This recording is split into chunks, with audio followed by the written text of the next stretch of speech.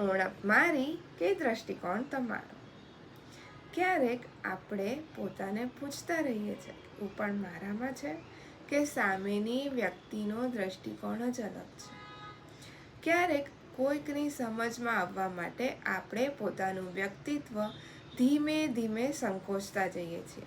આપણા વિચારો, આપણા સપનાઓ, આપણી ક્ષમતા અને આપણી ઓળખ માત્ર એટલા માટે કે સામેની વ્યક્તિ આપણી વિશાળતાને સમજી નથી શકતી.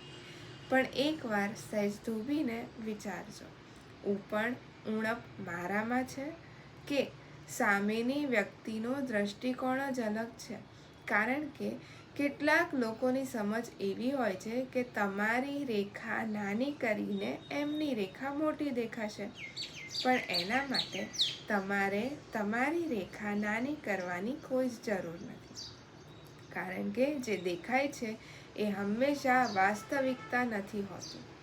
કોઈ તમને નાનું સમજે એનો અર્થ એ નથી કે તમે ખરેખર નાના છો.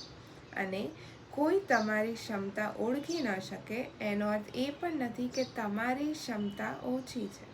એટલે પોતાને પૂછજો, હું ખરેખર બદલાઈ રહ્યો છું કે કોઈના દ્રષ્ટિકોણમાં સમાવવા માટે મારા વ્યક્તિત્વને સંકોચી રહ્યો છું?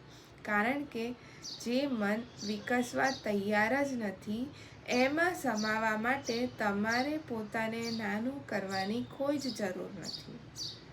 તમારી રેખા કોઈની રેખા માટે દેખાય એ માટે નાની ન કરશો.